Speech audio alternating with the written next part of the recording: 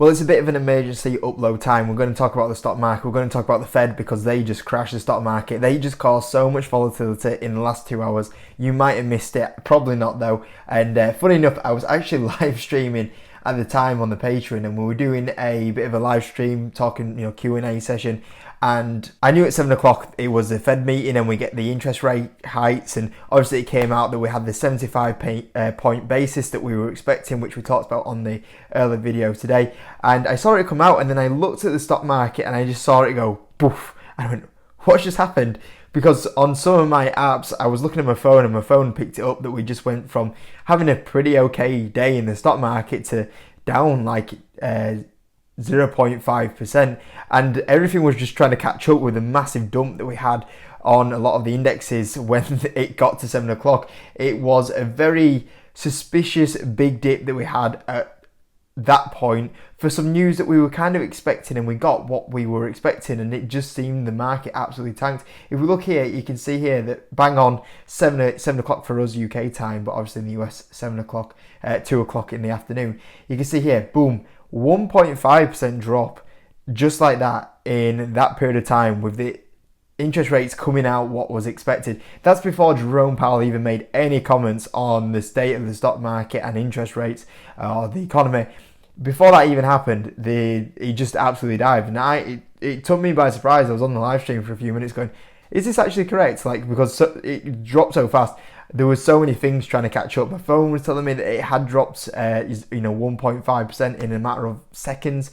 Stuff like CNN was taking a while to catch up. And the stock market took an absolute dive. And then it did actually, funny enough, it actually recovered nearly up 2%. And then from there, then the stock market decided, you know what, actually we're going to go back down again. And then it dropped nearly 2% in that time frame. So within a 2 hour time frame, the S&P was up and down over 5%, which was just absolutely insane volatility. And overall on the day, the S&P actually ended up 1.7% down on this day for basically getting no new information, or the information we're getting what was expected, which was just absolutely bonkers to see that much volatility out there at the moment. But let's look at what the Fed said. There was some mixed comments in here. There's a few comments in there that I was like, oh, that doesn't sound positive. And then there were some comments in there that I was like, okay, that's actually quite a positive step. And it very much seemed like, to me at the moment, Jerome Powell was very much keeping the door option to kind of go, yeah, there's hope here, but also don't get surprised it gets a lot worse. So I think he was very cagey about where he was going to go, and I think that's very much sums up where we are in the environment, in the economy point of view. A few people are a bit like, is it going to start getting better from here? No, it's getting a lot worse from here. I think a few people are very much the same with inflation. Oh, inflation's now peaked, we're coming down again. There's a few people going, no, inflation's just going to get worse and worse. And I think Jerome Powell basically covered himself for both situations, where if it got better, we're like, yeah, we told you, like, if it does get better, then and inflation stops going up, then we would kind of start pulling back these interest rates. And also the time that if, oh yeah, inflation hasn't got much better, we told you we could potentially make this a lot worse. So basically these are the comments that was made, and the key ones I kind of saw. So the Federal Reserve, Jerome Powell, raised the interest rates by 75 point basis, which everyone was pretty sure it was going to be a 75 point basis. There was a few people whispering in the background 100 point, which obviously didn't happen. But yeah, we've got the 75 point basis, what we were expecting. And they said that they're taking forceful and rapid steps to moderate demand, he added, which we've known for a while. The key is for Fed to get inflation down. It's the number one priority at the moment. Now, we do have another meeting in November, which put it at a 69% probability of another 75 point basis rate hike. So that's that's what we probably would expect. So I can make sense of that. I would actually think it would be a little bit higher than basically 17%. And you'll be able to hear that the next meeting is actually on the 2nd of November 2022. And you can actually see there's a 37.8% chance of a 50 point rate hike. I think those guys have been a little bit optimistic there. But I would stick with what is the favourite at 70%. And then there's actually another meeting in December, and it's actually favourite that we actually drop then in the hike. to a 50-point basis, which I think is actually a little bit optimistic there. I would probably expect another 70-point rate, but we're going to talk about that in a little bit more detail in a second. It said that on its balance sheet shrinking plan, the Fed isn't considering a decision on selling mortgage-backed securities anytime soon. That was a key point that was made. He would not predict the size of the rate of increases in the next meeting, so that's key. There wasn't really much guidance at all, which once again, like I said, it really seemed like he was leaving the door open. The median target end of year suggests another 125 basis points, which is what we just talked about there. It is favoured that we do get a 75 point and a 50 point, so that would actually be very positive to see the interest rates dropping down at the back end of the year, and that would also suggest that they have the Fed is having a little bit of suggestion that towards the back end of the year that we would have inflation start to get towards to a peaking point, or a point where the Fed is happy to slow down the raise in interest rates, which was really important to see. That's actually really positive news. And it said, but another group of policymakers saw 100-point increases by the end of the year. Powell said, we are committed to a restrictive level and getting there pretty quick. The expectations that rates will need to stay restrictive for longer will hurt the chances for a soft landing, he said. My main message has not changed since Jackson Hole, he said. The only modest evidence that the labour market has cooled in light of the high inflation we are seeing. We think that we'll need to bring the federal funds rates to a restrictive level and keep it there for some time. The central bankers will need to see clear evidence that inflation is moving, that was a key point, moving towards 2% objective before slowing the rate hike pace. So that might be why we're seeing that they're suggesting maybe a 50-point basis towards the back end of the year, because they are maybe a little more confident they might see that move to 2% inflation by December time, which is actually a really positive thing. And obviously the key word is moving, not that inflation gets to 2%. That is started moving clearly to 2%. So that was a key point, that they're not going to start slowing down these interest rates at 2%. So I thought that was a really positive statement. At some point, a slower pace of rate increases will be appropriate, and the FOMC will make their rate decision on meeting by meeting basis. So basically that is Powell saying he's very much open to what happens from here, which was really key. So I thought this was a key point. I actually thought this was actually really positive for the stock market. I think this was Powell saying, look, we're actually at the point where we're starting to see a little bit of optimism.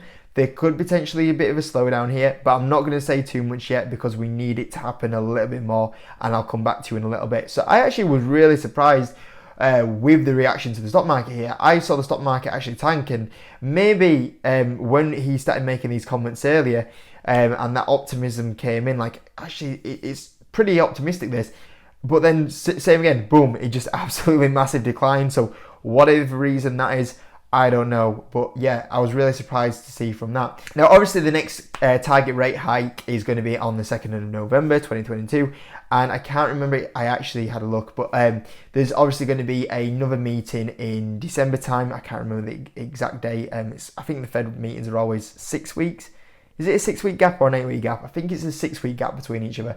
So they're always a 6-week gap between each other, and it'll be, towards the back end of the year when they do come out with the next, the interest rate hikes. And when we do get to November time for the next meeting, so that means on the next meeting we'll get September's inflation data out, but we won't have in time for October's, but we will get on the later one in the year, we will get October's and November's set of data out as well. So that's obviously going to be a key one there, because you'll have 3 months of data. Probably, I think if my maths is correct, we'll only actually get one set of inflation data before the next Fed meeting.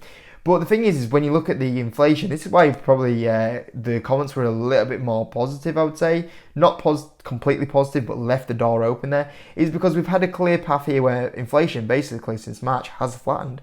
So when we get more and more on these tough comps as they go on and go on, it's going to be so much easier for the inflation where we get to a bit more of a flat point. I mean, basically, as well, if oil keeps coming down this period, that's obviously as well going to be one of the massive key drivers here. So the thing is, I look at this here and think inflation has gone flat now, and the more we get these next 3 months of data out, and the more we drop down here, I actually think that we, like I said previously, we're in a really positive place where the data would actually be very positive, where the Fed turn around and start slowing them interest rates down slightly. Now, the big thing as well is that the advantage that the Fed have is if they do keep increasing interest rates, which is one of the big things is here, is that basically the Fed want to kind of come out the hero here, where basically they curve inflation, the economy slows down, and they kind of go, see, we got inflation down. Now what we're going to do is we're going to save the economy. And then through 2023, them guys try and be the hero and bring the interest rates down because they brought them up so high, and then they get the economy really going in 2023. And that is one of the key things that a lot of people say, and that's why they're being so aggressive at the moment, putting these interest rates up. And without doubt, as long as they keep putting them interest rates up, we're going to see inflation come down. And it is only going to be, in my opinion, a matter of time before we see inflation come down, the Fed then curb interest rates, and then potentially, because they've been raising it so high, they then bring them down, and we'll be in a very positive place. Now, obviously, there's different opinions how the Fed have managed it. Have they gone too aggressive, during this time frame? Have they been a little bit slow to react? There's a lot of all that to kind of consider. But at the moment, I generally think, like I was talking about a little bit on earlier, we're in a good place. Inflation is curbing. The Fed are a little bit more open to slowing down rates. Potentially then going into 2023, can we see these rates maybe being brought down to help the economy? And potentially, I think that we have then obviously stocks at crazy low valuations because of this. Inflation flat and the Fed in the favour of lowering the interest rates down. However, all this kind of short-term noise, whether it be inflation, whether it be the Fed interest rates, whether it be the S&P 500, did crazy swings today, up and down. Without doubt, all this is doing is for long-term investors that have patience. And sure, I'm a long-term investor and I'm not really bothered what happens in the short term, but I do keep an eye on it because it is quite interesting to be watching it and seeing what's going on. It doesn't really affect my long-term game plan in a lot of businesses. All this is doing is creating crazy volatility and making crazy buying opportunities for me. Like this volatility today and this other 1.7% dip, which I think is massive overreaction because we got the news that we were expecting, creates opportunities like Google, and Google dropping now down to like 18 times earnings, which is just absolutely nuts. Google at 18 times earnings. A company like Google that has the revenue growth of double-digit revenue growth, profit growth of double-digit, probably the best balance sheet in the world, one of the best companies in the world at 18 times earnings. It's just an unbelievable opportunity. Something like a Meta, you might love it, you might hate it, but I'm sure there's not many people out there that can turn around and go, yeah, Meta at 11 times earnings, it's not a bad opportunity at all. And like PayPal, I mean, someone pointed out the other day that PayPal's P ratio is 52, but that's only because they've had a one-time charge that's hit the profitability. If we look at PayPal on a forward basis, you're getting PayPal at a forward P ratio of 19 at the moment, which is just insane. So yeah, even though it's very interesting to watch this short-term volatility, as long as you're really a long-term investor that isn't really too bothered about it and more focused on the long-term and locked away for the rewards and want to buy stocks at cheap valuations, you're massively getting it at the moment. I mean, there's, I would say, 3 gems of big tech there that you would be considering if you are a serious long-term investor, and this is all creating them opportunities. So yeah, thought I'd talk about the Fed, thought I'd talk about interest rates, thought I'd talk about the S&P being like a roller coaster and just some opportunities that it's creating. So hope you enjoyed this emergency upload, guys. I'll try to do a video on S4 Capital. I was literally trying to do the go through the webcast, which is about an hour and 15 minutes long, until I made the live stream, and then all this happened. And yeah, I'm going to get there. It might be about 2 a.m. before I finish working, but yeah, I'll try to get that video up for you tomorrow is what I was going to say. So yeah, hope you enjoyed the video, and guys, smash that like button. If you do want some free shares from Trading 212 and you want to join it, links in the description, and I'll catch you in a bit.